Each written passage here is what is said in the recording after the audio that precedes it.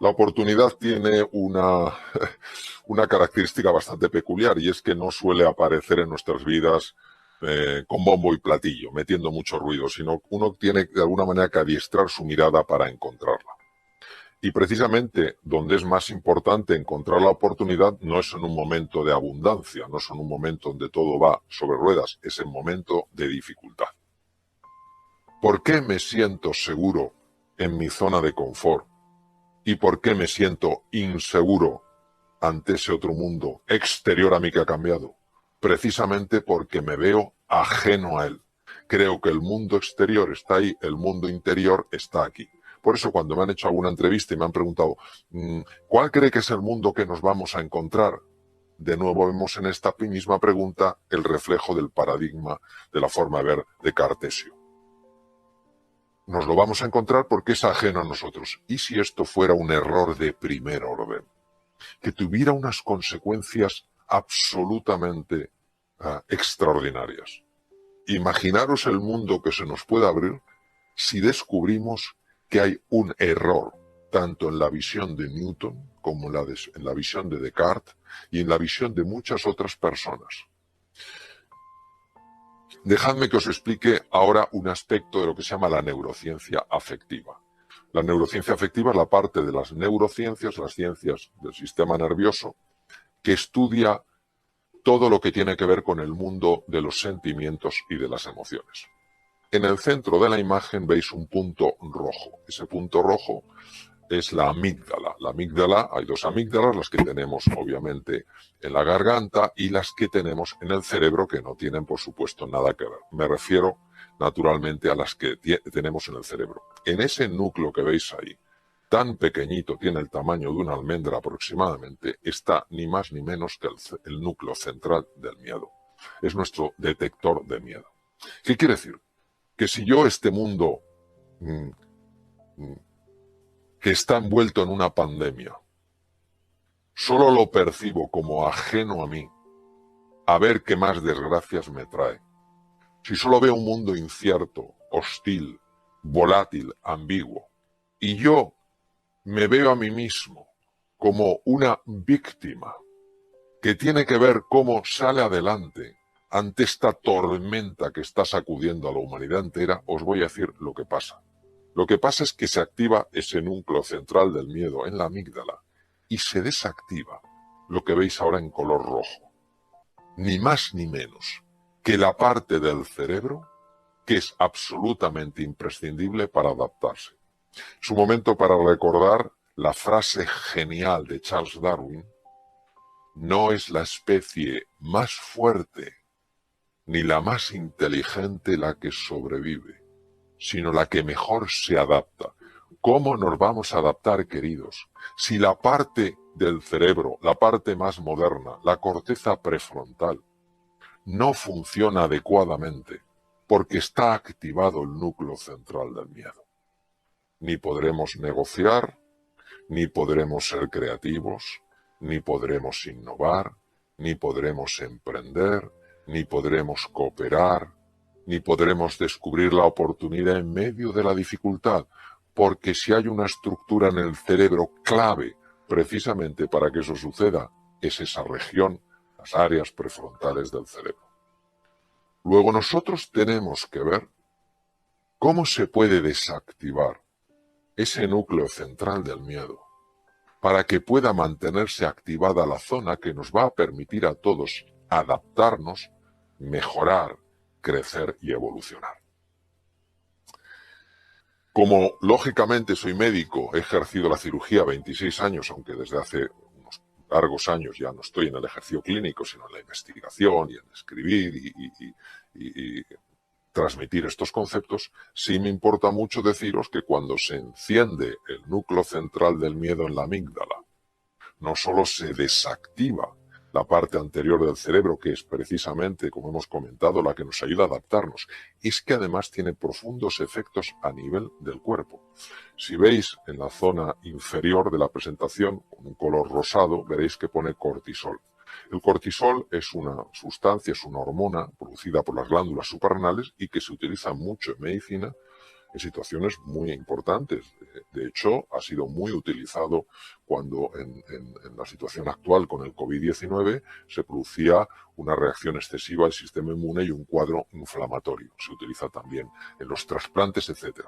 Pero cuando el cortisol es liberado por procesos mentales que están interpretando un territorio incierto como un territorio hostil sin siquiera haberlo conocido, solo por unos fragmentos de información, por importantes que sean, el cortisol empieza a liberarse de una forma anómala en la sangre, no gestionada por un profesional, sino anómalamente en la sangre. Y esto no solo afecta a los órganos que veis debajo, tubo digestivo, hígado, sistema cardiovascular, corazón, pulmones, sino a esa célula que veis a la derecha, que es una de las células más sensibles al cortisol. Es el linfocito asesino. Imaginaros lo brutal que tiene que ser en su ataque para que a este linfocito, que es parte de nuestro ejército, le llamen asesino. A mí me recuerda en la guerra de las Malvinas, cuando decían que los británicos iban a mandar a las Malvinas a los gurkas. No sé si acordáis de aquello. Los gurkas tienen una fama de ser gente que se escabullía, se metía sin que les pudieran ver, usaban cuchillos, degollaban a la gente, no sé si recordáis aquello. Pues de alguna manera siempre ha habido dentro de los ejércitos tropas especiales, tropas muy entrenadas para entrar en las líneas del enemigo, pues nuestra tropa especial, o al menos una de ellas, es ese linfocito, el linfocito asesino NK Natural Killer, asesino natural. Bien, este es un linfocito especializado en el ataque sobre todo a dos tipos de agentes nocivos, las células cancerígenas, número uno, y los virus. Acordaros que el COVID-19 es un virus. Los virus y las células llenas de virus para que no revienten y llenen de virus el torrente sanguíneo. Pues bien, la liberación excesiva de cortisol anómala generada por la mente es capaz de bloquear, al menos parcialmente, el funcionamiento de los linfocitos asesinos.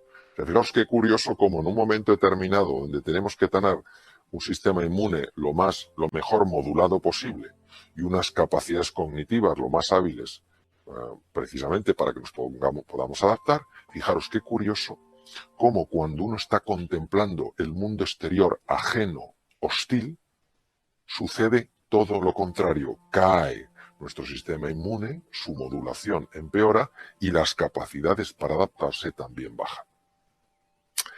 Por eso nosotros tenemos que cambiar esta pregunta. ¿El mundo que nos vamos a encontrar? No. El mundo que juntos podemos crear. Y aquí es donde vamos a dar el salto cuántico. Nunca mejor dicho. Porque tenemos que traer a primera línea como protagonistas de esta escena a dos de los físicos cuánticos más notables que han existido.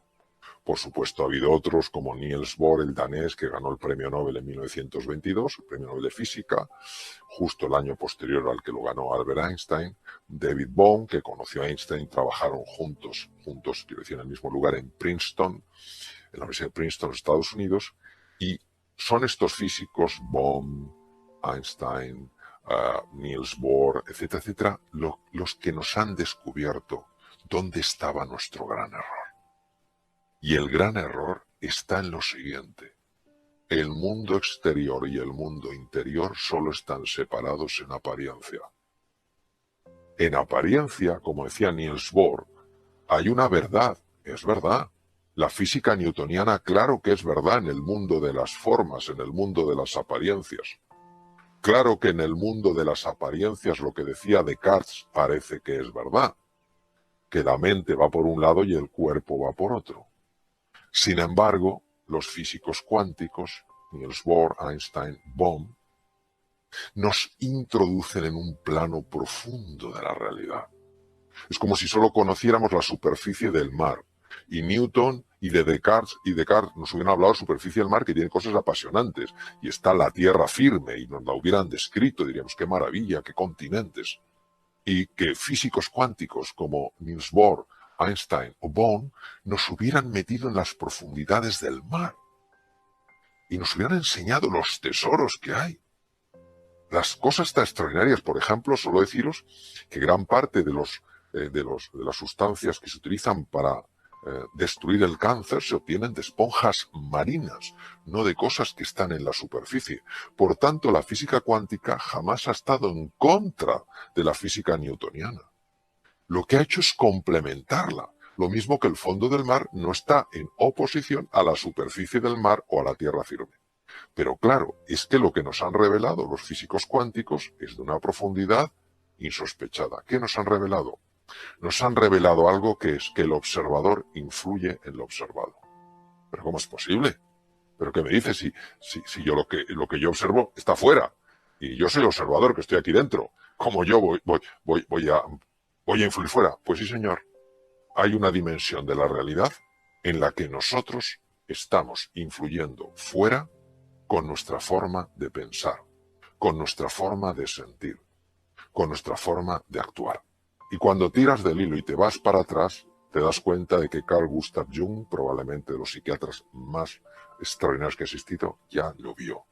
Te das cuenta de que los miembros de la llamada filosofía perenne, es decir, los que no tienen la filosofía que te sirve toda la vida, Nisargadatta, Lao Tzu, Confucio, todos hablan de esto. Pero ha tenido que ser la física la que nos abra los ojos y diga, ojo, porque lo que está sucediendo dentro de ti va a tener un impacto fuera de ti, porque el observador y el observado están mucho más conectados de lo que te imaginas. Y por eso tenemos a alguien de la talla de Blake, William Blake, inglés, nació en 1757 y fue otro de los grandes filósofos para mí, aunque él era poeta, él era un magnífico grabador.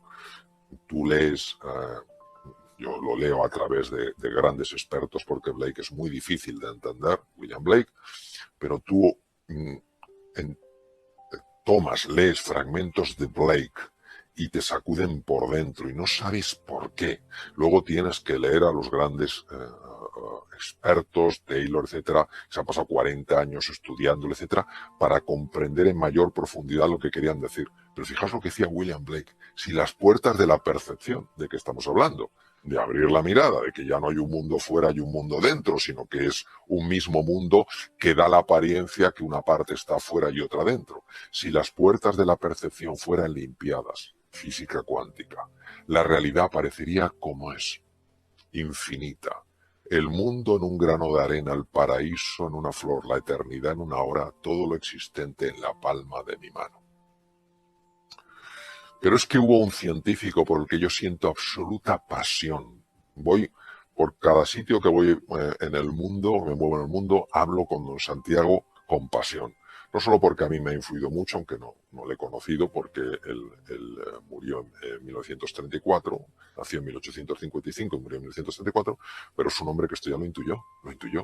Es el neurocientífico que mejor ha conocido el cerebro. O sea, tener en cuenta que él gana el Premio Nobel de Medicina en 1906, que eso era imposible para un español, imposible, pues lo ganó porque él hacía posible lo imposible. Y este hombre, en un mundo totalmente cartesiano, totalmente científico, totalmente rígido, siguiendo los principios absolutos de Newton, los principios absolutos de Descartes, este hombre dijo algo que creo que muchos neurocientíficos no han entendido. Todo ser humano puede ser, si se lo propone, escultor de su propio cerebro. Pero vamos a ver, si Descartes decía que el pensamiento, que es lo que yo me propongo, el compromiso, lo que yo creo, no tiene relación con el cuerpo. El cerebro es cuerpo, es físico, se puede pesar, se puede medir, se puede analizar, se puede diseccionar. Y sin embargo, este hombre los une. Y dice que todo ser humano puede ser, si se lo propone, escultor de su propio cerebro. Pero este hombre, ¿cómo lo pudo saber si no había tecnología? Hoy en día sí la hay. Y sabemos que la neuroplasticidad, la formación de nuevas neuronas, la formación de nuevas conexiones entre las neuronas, depende tremendamente de la forma de pensar. Por eso cuando escribí Reinventar se hablaba precisamente de eso, de lo que verdaderamente Cajal había descubierto, que el ser humano se puede reinventar, que la mente, los procesos cognitivos, naturalmente que conectan con los procesos físicos, porque son dos realidades que se pueden distinguir, pero no se pueden separar. De alguna manera, don Santiago, que de alguna manera precedió a algunos de los grandes físicos cuánticos, porque él gana el premio Nobel en 1906 por sus estudios de la teoría de la neurona, y en 1921, con el efecto fotoeléctrico, gana Einstein el premio Nobel de medicina. Es decir, estamos hablando de personas muy cercanas en la dimensión del tiempo. O sea, fijaos qué cosa más bonita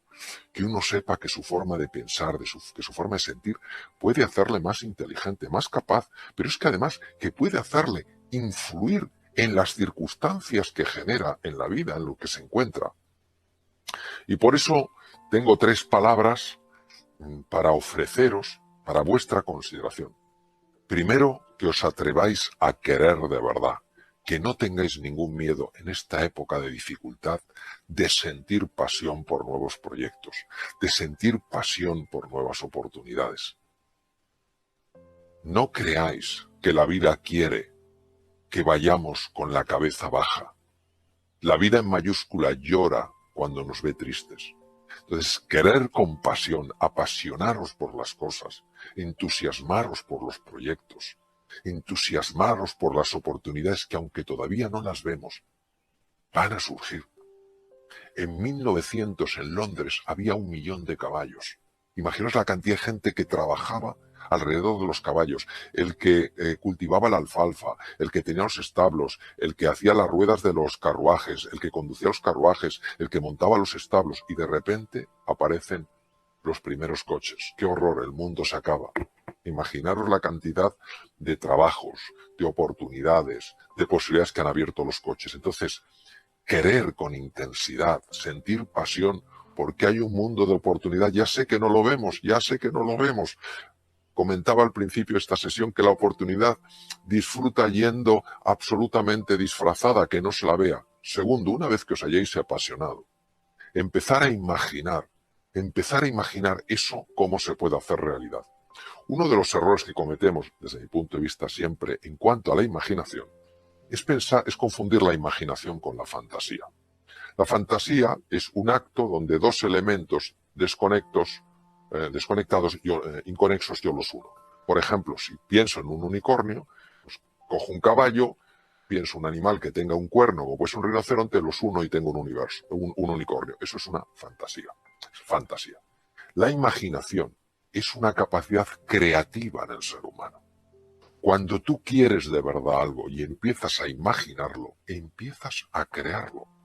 Por eso uno acaba creando lo que imagina, porque como el observador se afecta al observado, lo que tú imaginas que está animado con el fuego de la pasión busca su expresión natural en el mundo exterior, generando circunstancias favorables para tu avance, para tu progreso. Porque el mundo interior y el mundo exterior, de nuevo, recordémoslo, son parte de la misma realidad. Podemos distinguirlo, pero no podemos separarlo.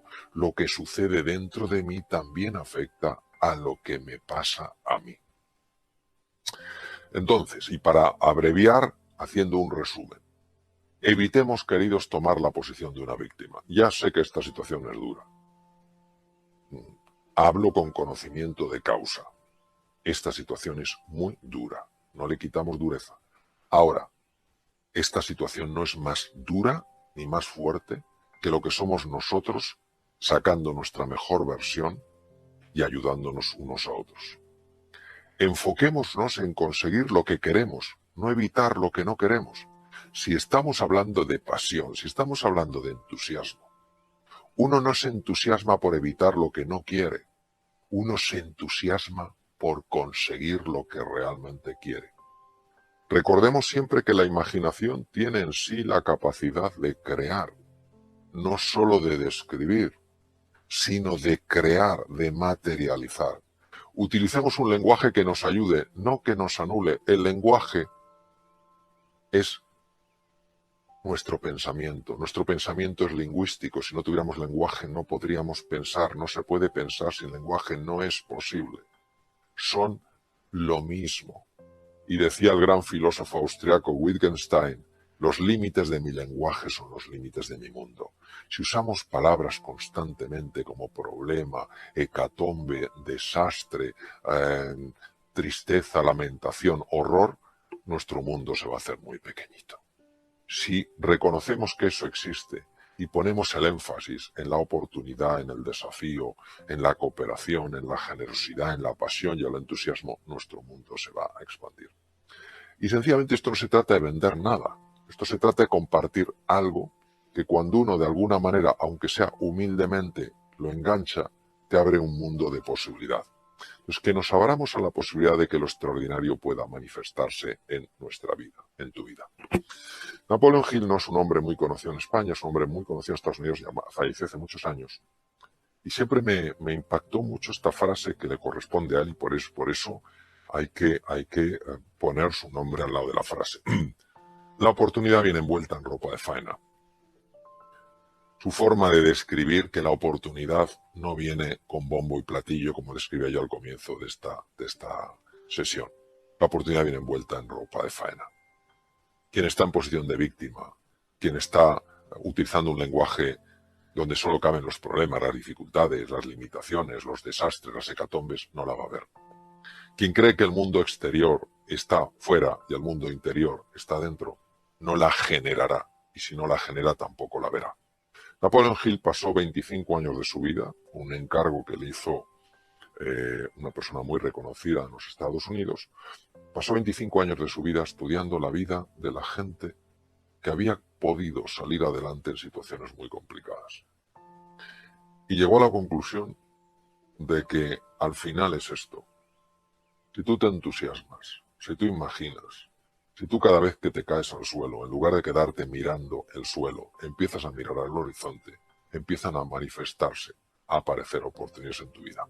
Entonces eso es lo que yo quiero dejaros como final de esta sesión, que busquéis la oportunidad, que esa oportunidad está, que uséis los recursos extraordinarios que tenéis para decir sí a la vida, para decir sí a este nuevo mundo que nos encontramos.